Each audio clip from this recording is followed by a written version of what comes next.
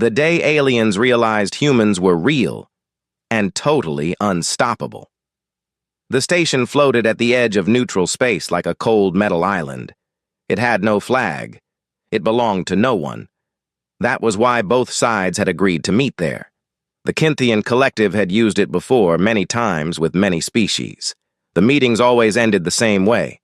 A smaller, weaker civilization signed the papers. The Collective got what it wanted. Everyone called it diplomacy. Ambassador Velkar arrived 3 hours early. He liked to be settled before the other side walked in. He liked to already be sitting, already be calm, already be in control of the room before the first word was spoken. He had done this for 30 years. He was very good at it. He sat at the head of the long curved table and reviewed his notes one more time. And the species was called human. They came from a single planet in a quiet corner of the galaxy. Their civilization was young by any standard that mattered.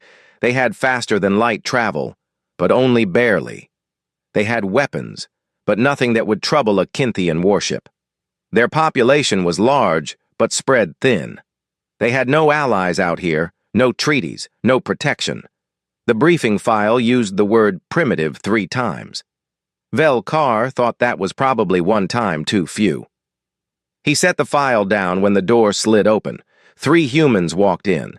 The one in front was a man of average height with a steady walk and dark eyes that moved across the room the moment he entered, taking everything in without making a show of it. His uniform was plain and dark. A small flag patch sat on one shoulder. His name, according to the file, was Commander Jake Harris. Behind him came a woman named Lieutenant Kara Webb, carrying a data tablet and walking with the quiet focus of someone who had already read every document in the room twice. The third was a man named Sergeant Dan Cole. He was broader than the other 2, with the kind of stillness that did not come from being relaxed. It came from being ready. Velkar gestured at the seats across the table. "Please sit," he said. His translation collar carried the words smoothly into their language. Jake pulled out a chair. He turned it slightly before sitting, angling himself so he could see both the table and the door. He did not look at the gesture as a power move. He simply looked like a man who always knew where the exits were. He folded his hands on the table and waited. Velkar had expected fidgeting. Most species fidgeted at this table. Their delegates would arrange and rearrange their documents, pour water they did not drink, glance at their advisors too often. It was a sign of anxiety, and anxiety was useful. It meant the other side already understood the difference in power between them.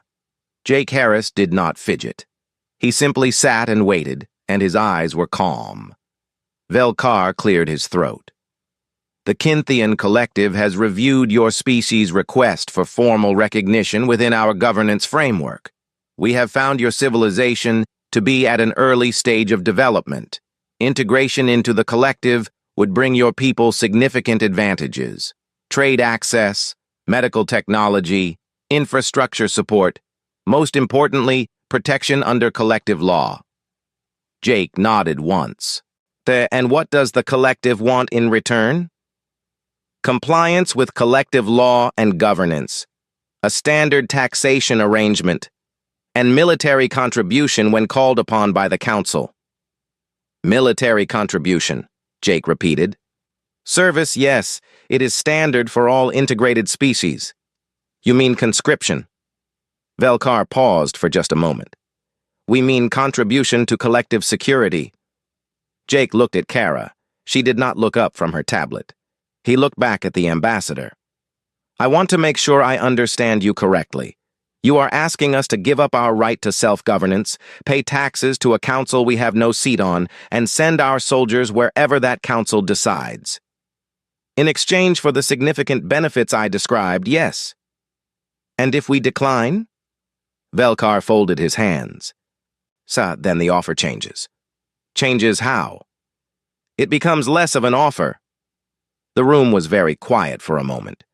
One of the Kynthian advisors along the wall shifted his weight. Dan Cole, standing near the human side of the room, did not move at all. Jake leaned back in his chair by a small amount. Not a retreat, more like a man settling in. Ambassador, I appreciate your time and I want to be honest with you. We came here in good faith because we believe in talking before anything else. We are open to agreements. We are open to trade and shared security and building something real between our peoples. But we are not going to sign anything that takes away our right to make our own decisions or that sends our people into a war they did not choose. Velkar studied him. The words were direct, not angry, not desperate, just clear. That he had heard versions of this speech before from other species. It was usually the last show of pride before the reality of the situation became too heavy to ignore. You are brave, Velkar said. Or perhaps you are simply not yet aware of what the alternative looks like. We are aware, Jake said. We just believe there is a better option than the one you have described.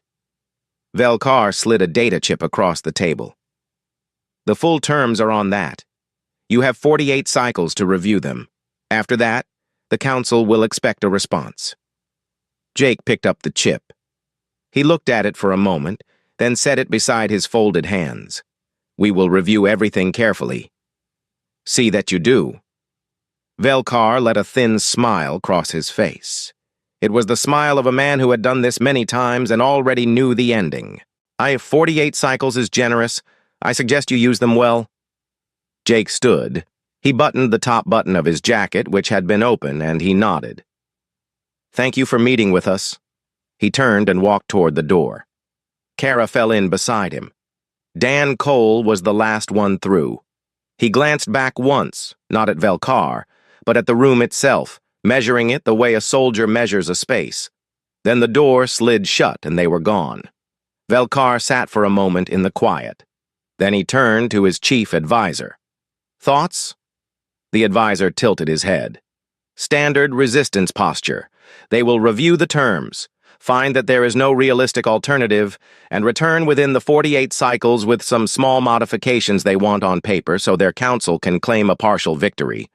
We grant 1 or 2 minor points. They sign. It is done. Velkar nodded. That was how it always went. He picked up his own notes and began writing his log entry for the session. He described the human delegation as cooperative in tone, but unrealistic in expectation. He noted that a single standard fleet demonstration near their outer colonies would likely accelerate compliance if the 48 cycles produced no agreement. He marked the mission status as pending and set the file aside. He did not notice, as he wrote, that no one on his side of the table had been able to make Commander Jake Harris blink. He did not think it was important. He would think about it later, much later, when everything had already changed, and he would remember that calm and wonder how he had looked at it and seen nothing at all. The day aliens realized humans were real. And totally unstoppable. The 48 cycles passed slowly on the station. The Kynthian staff went about their routines. The advisors filed reports. Velkar took his meals in his private room and read his briefings and waited for the message that would tell him the humans had made their decision. The message came on the final cycle. It was short. Commander Jake Harris requested a second meeting. He did not say whether it was to accept or to negotiate further. Velkar assumed it was acceptance. They always accepted by now. The weight of reality had a way of settling on a species during those 48 cycles. They would look at their fleet numbers. They would look at the collective's fleet numbers. They would do the math and arrive at the only conclusion the math allowed. And he confirmed the meeting and went to sleep with the easy confidence of a man who already knew how the morning would go. Jake Harris arrived on time again. The same 3 people. The same quiet walk. Kara Webb with her tablet. Dan Cole near the door. Jake at the table with his hands folded, and that same unhurried calm that Velkar was beginning to find mildly unusual. We have reviewed your terms, Jake said. And you accept, Velkar said. It was not entirely a question. No, Jake said. The room went still. 2 of the Kynthian advisors along the wall exchanged a glance. Velkar kept his expression flat and his voice even. Then what is it you are proposing, Commander? Jake reached forward and placed a data chip on the table. He did not slide it aggressively. He simply set it down. A counter-proposal. Open trade access on equal terms. No conscription of any kind. A joint security framework where both sides have equal voice and veto power. Shared intelligence on threats that affect both our peoples. We sit at the table as partners.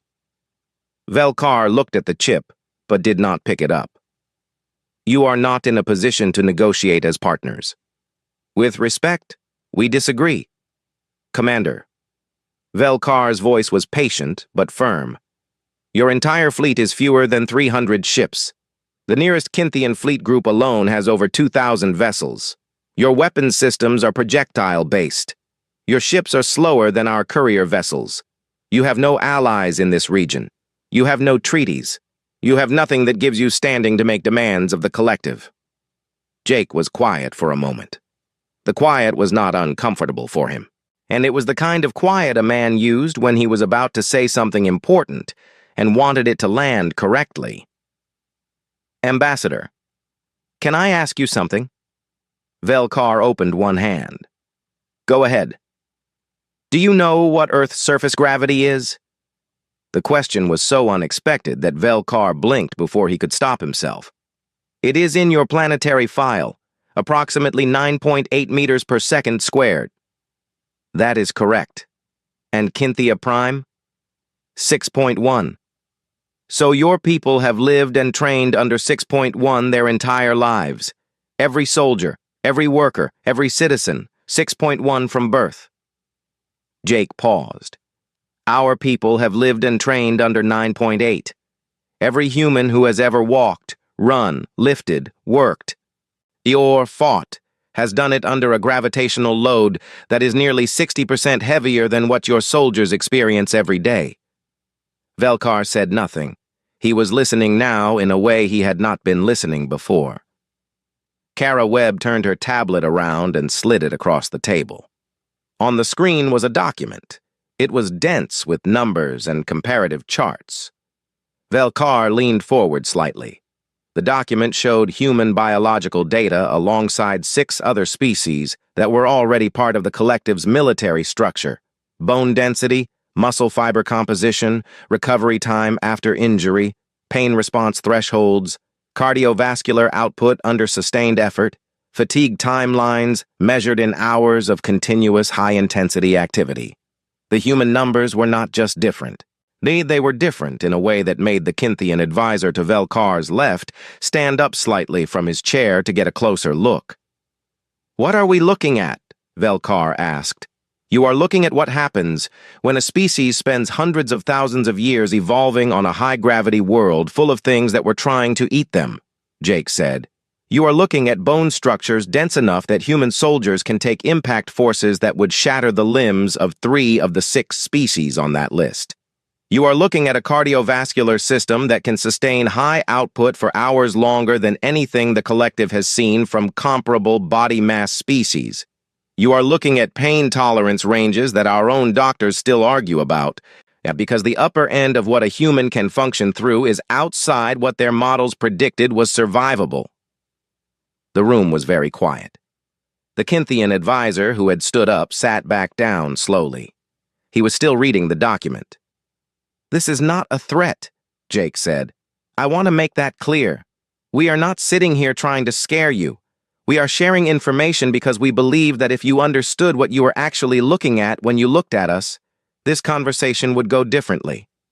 He leaned forward just slightly. We are not the small, soft species in your briefing file, Ambassador. We are something that your briefing file did not have the information to describe correctly. Velkar looked at the data for a long moment. Then he looked at Jake. Even if everything in this document is accurate, and it does not change the difference in our fleet sizes. You are right, Jake said.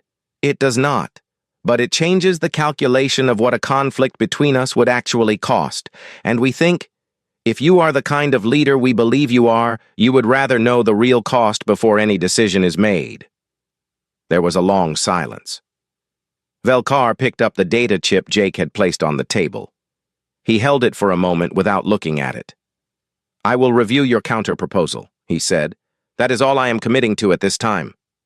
That is all we are asking, Jake said.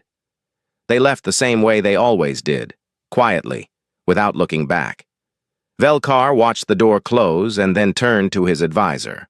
The advisor was still looking at the tablet screen. He had not moved since he sat back down. What do you think? Velkar asked him. The advisor looked up. I think, he said slowly, that we did not read their file carefully enough.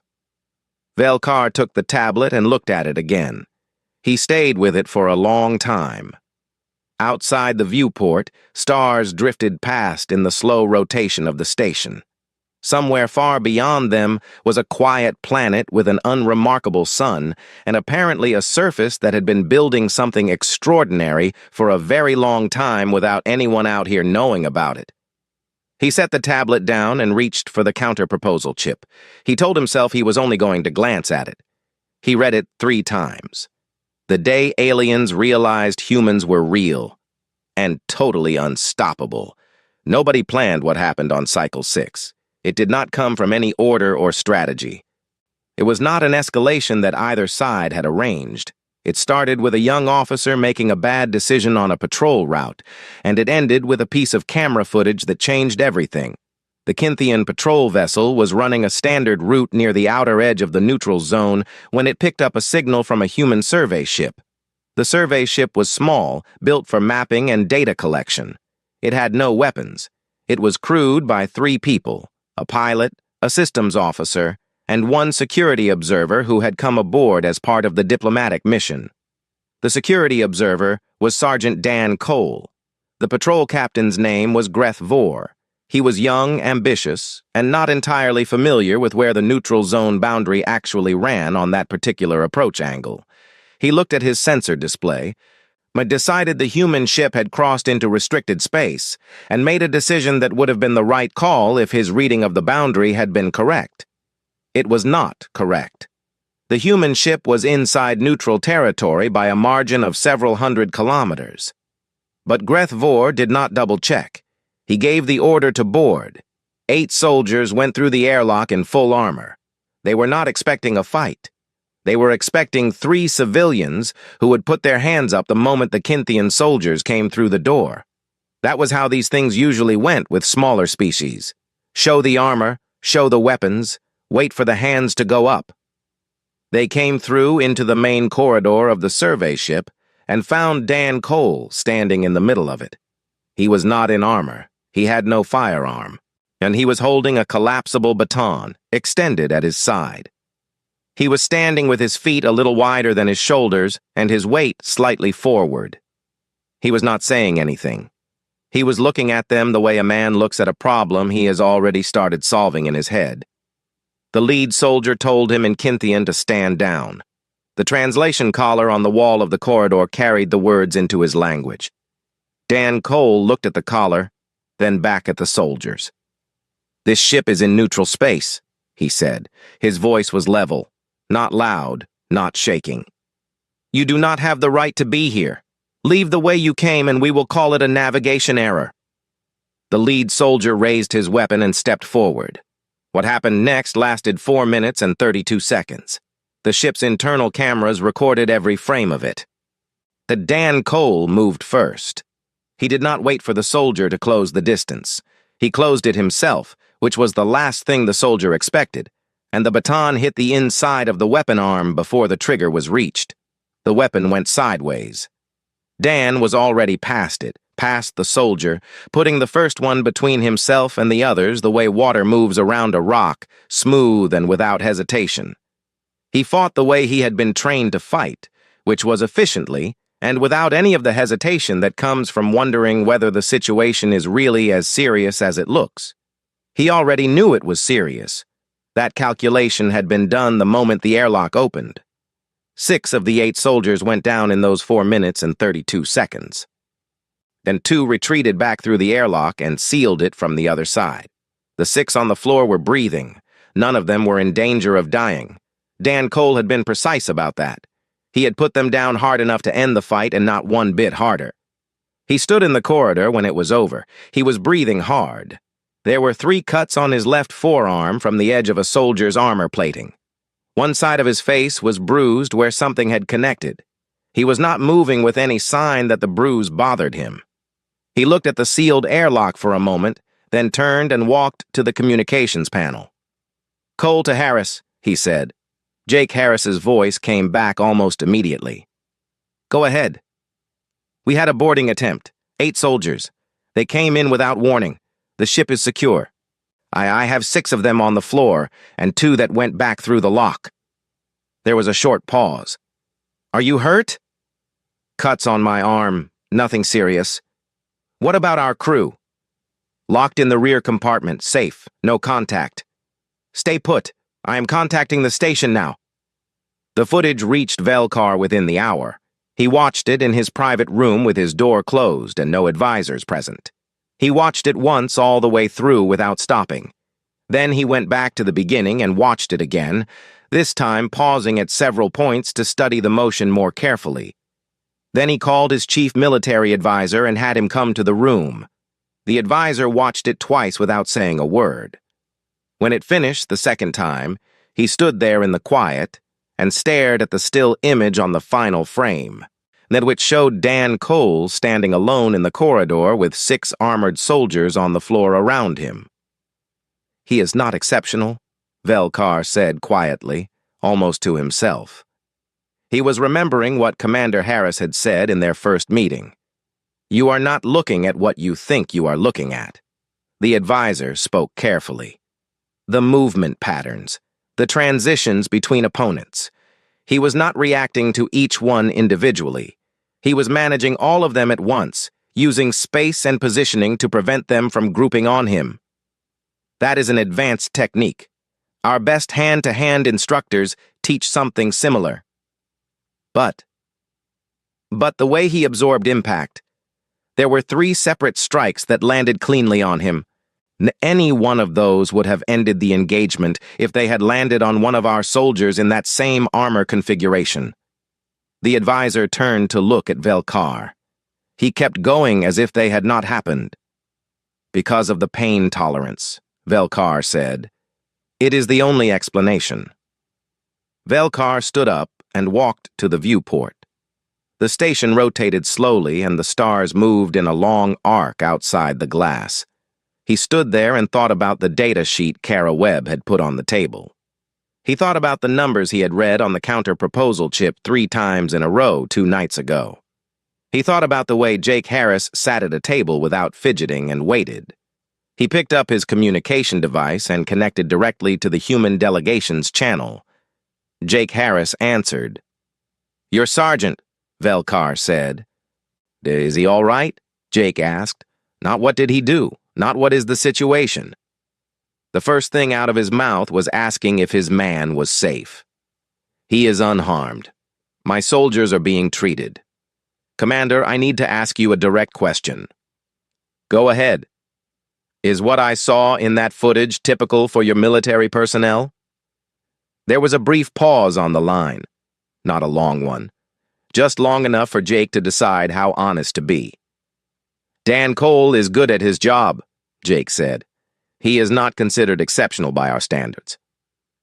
Velkar closed his eyes for one moment. "I see," he said. "Ambassador, I would like to come in. I think it is time we finished the conversation we started." Velkar looked at the frozen image on his screen. 6 of his soldiers on the floor, 1 human standing. "Yes," he said. "Come in tomorrow morning. I will have the council room ready." He ended the call and stood very still in the quiet of his room. He had been in this work for 30 years. He had sat across from frightened species and struggling species and species that wept when they signed the papers. He had always known what he was looking at. He was no longer sure he knew what he was looking at. That feeling was new. He did not like it, but he respected it. And for the first time since the human delegation had walked through that door, Velkar began to think that maybe the outcome of this particular meeting was not as settled as he had assumed. The day aliens realized humans were real and totally unstoppable. The council chamber looked exactly the same as it always had. Same table, same chairs, same faint smell of mineral oil and cold recycled air. The same viewport on the far wall showing the slow rotation of distant stars. But the feeling in the room was different this time. Velkar had noticed it the moment he sat down. His advisors were sitting straighter. Their eyes were a little more careful. The easy confidence that had filled the room during the first two meetings was still there, but it had a small crack running through it now, like a heavy plate with a hairline fracture that has not yet broken, but that everyone in the room can feel. Two senior council members had joined Velkar this time. That alone said something. They had not bothered to attend the first two meetings. They were attending this one. The humans arrived, and the room changed again. In the way a room changes when people walk in who are not carrying any of the weight you expected them to be carrying. That Jake Harris brought a fourth person. She was a woman named Captain Amy Grant. She was compact and quiet, with steady eyes and the kind of stillness that came from spending a lot of time in rooms where staying calm under pressure was not optional. She sat beside Kara Webb and said nothing during the early part of the meeting, which suited the moment because there was a great deal that needed to be said before it was her turn. Jake began with the boarding incident. He laid it out plainly, what had happened, where the ship had been, what the patrol captain had done. He did not raise his voice. He did not use it as a hammer. He stated the facts in the same quiet way he did everything else, and then he stopped and waited. Velkar acknowledged the error. One of his senior council members added a formal statement of regret. It was brief, but it was genuine. Jake nodded and said that the matter was noted and that the humans wished to move forward. That was when the real conversation began. Velkar placed the counter-proposal chip on the table. He had reviewed it 6 times. His advisors had gone over it in detail. They had found it well-structured, more sophisticated than they had expected, and built on a framework of actual equality rather than the kind of paper equality that smaller species sometimes tried to argue for and never got. "We have reviewed your terms," he said. "There are sections we find acceptable. There are sections we need to discuss." "That is what we are here for," Jake said. They went through it point by point. Trade access moved quickly. Both sides wanted it. The language around military cooperation took longer, and the collective's existing framework assumed a hierarchy. The humans had written their framework around mutual consultation and shared authority, with neither side being able to commit the other's forces without formal agreement. It was a clean concept. It was also something the collective had never agreed to with any species, and 2 of Velkar's advisors made that point clearly. Jake listened to the objection and then said calmly that the reason no other species had asked for it was probably because no other species had been in a position to ask for it and have it make sense to both sides. He said it without arrogance. He said it the way a person states a fact about the weather. The room went quiet for a moment. Then Velkar said he would like to take a short break, and he and the senior council members stepped out. But they stood in the corridor and spoke in low voices for several minutes. When they came back in, the advisors who had been pushing back on the military framework said nothing more about it. The conversation moved on. At some point, one of the Kinthian advisors turned to Amy Grant, who had been sitting quietly taking notes, and asked if he could ask her something off the record. Amy looked at Jake. Jake nodded once. The advisor asked about Earth, not about the government or the fleet or the trade numbers.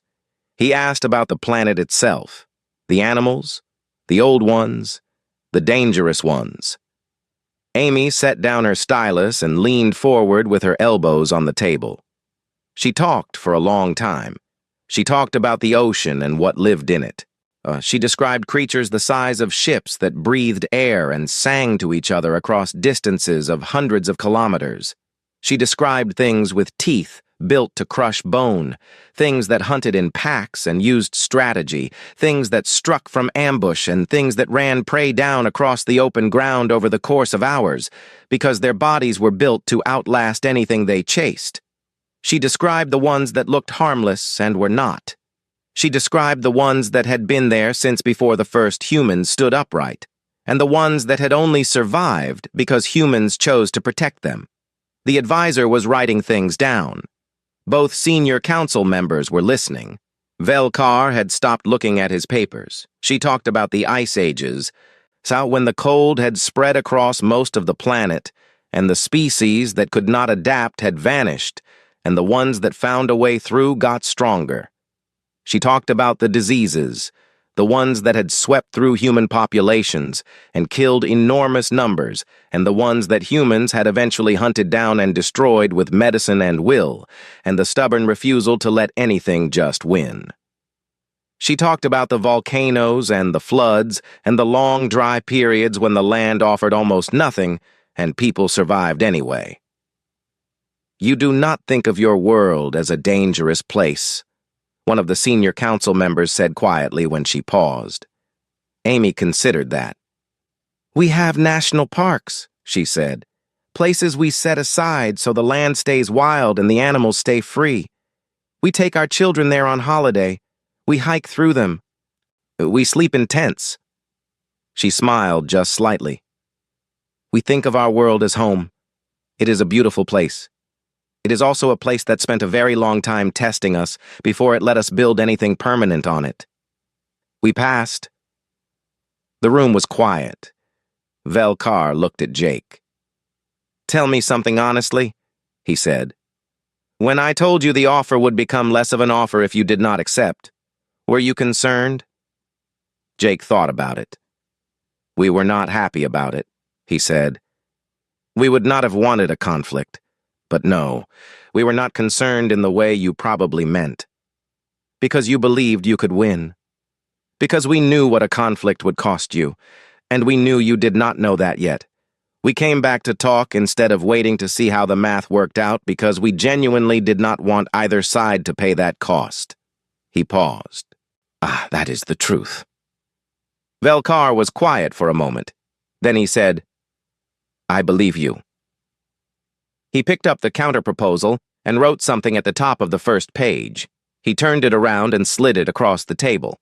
At the top, in the cramped angular script of Kinthian formal notation, he had written a single word that translated loosely as "accepted" as a basis. Jake read it. He did not smile widely or show relief. He just nodded, and the tension in the room came down slowly, like pressure releasing from a sealed space, and for the first time in 3 meetings, something felt like it might actually be possible. They worked for 4 more hours that day. Nobody left early. Nobody hurried.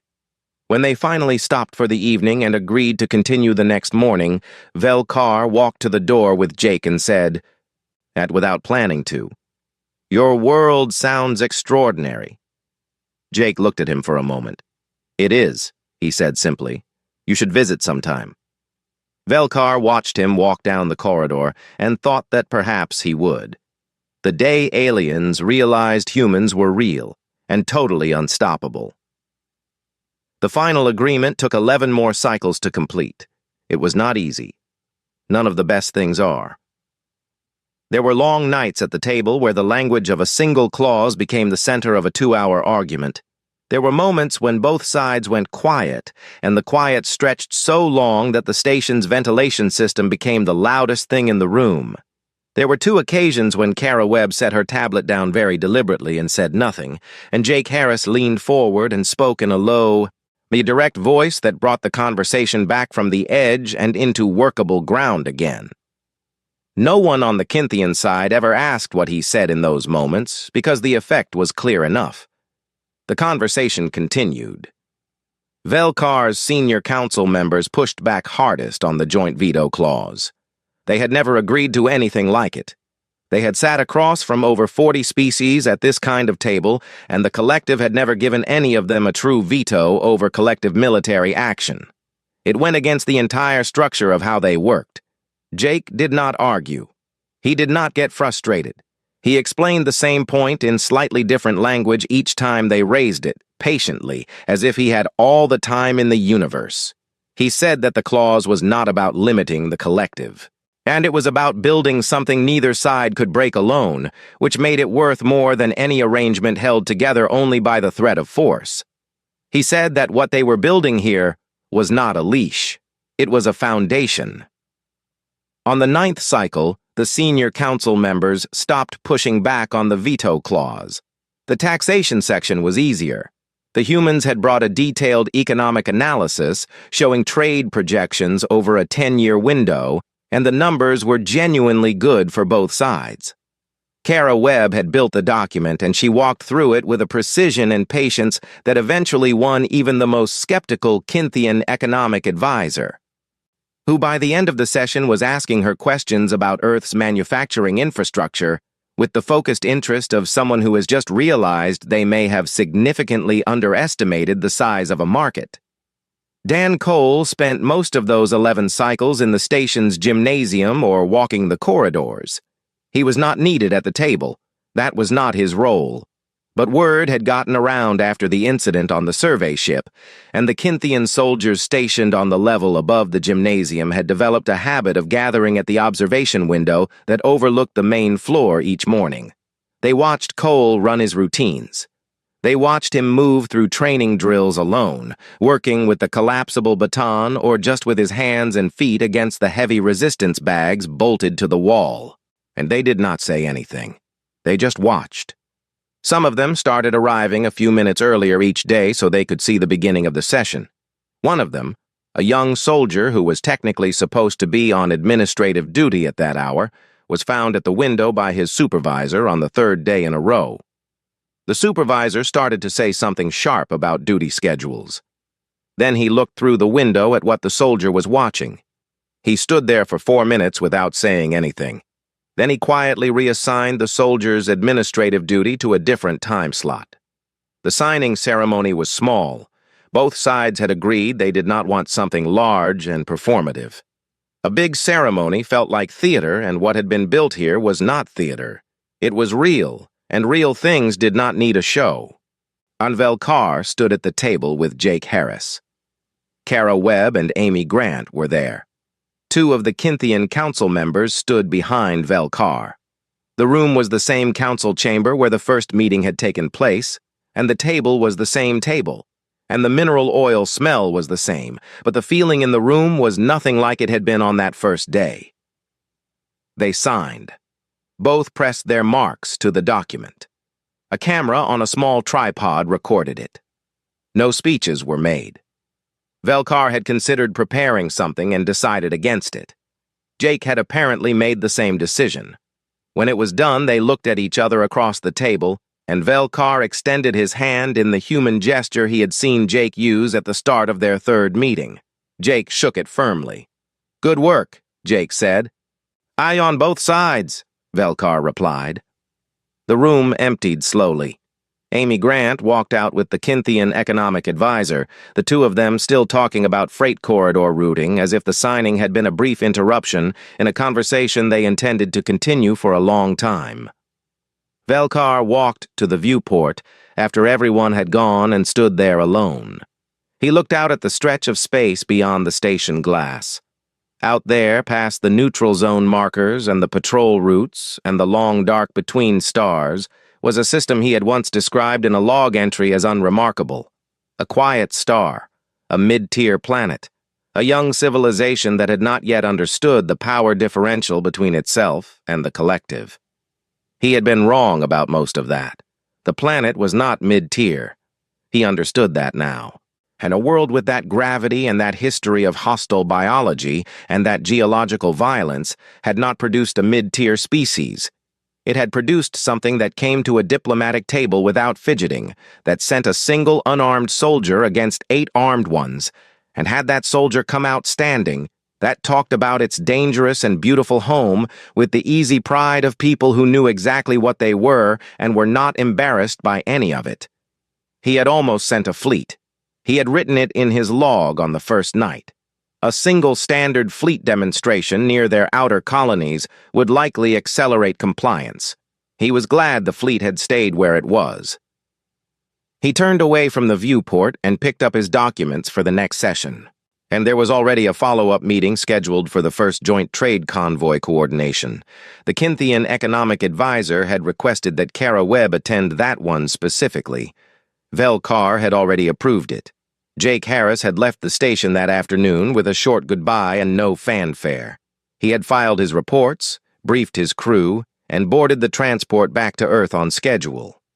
From what Vel Carr understood of human culture, he would probably write a summary for the diplomatic record and then take a few days off before the next thing began. Vel Carr hoped he rested well. He had earned it. He also hoped, in a quiet way, that he would not have expected to feel a month ago that they would meet again at this table. Not because of a crisis or a conflict or a term that needed renegotiating, just because the conversation had turned out to be one worth having. Out beyond the station, in the slow dark between stars, the first joint human-Kynthian trade convoy was already being planned. 30 cycles out, it would leave from a human port and cross into collective space carrying goods that neither side had been able to access before, crewed in part by both species for the first time in history. It would not be the last convoy, it would be the first of many. And on Earth, in a quiet part of the country where the air was clean and the nights showed the stars without interference, Jake Harris sat on the back porch of his family's house and looked up at the sky for a long time. He did not say anything. He just looked. The stars looked back, the way they always had, full of everything that was still out there waiting. And he went inside when it got cold, made coffee, sat at the kitchen table with the mug in both hands, and let the quiet of the house settle around him. There was more work in the morning. There was always more work in the morning. He was looking forward to it.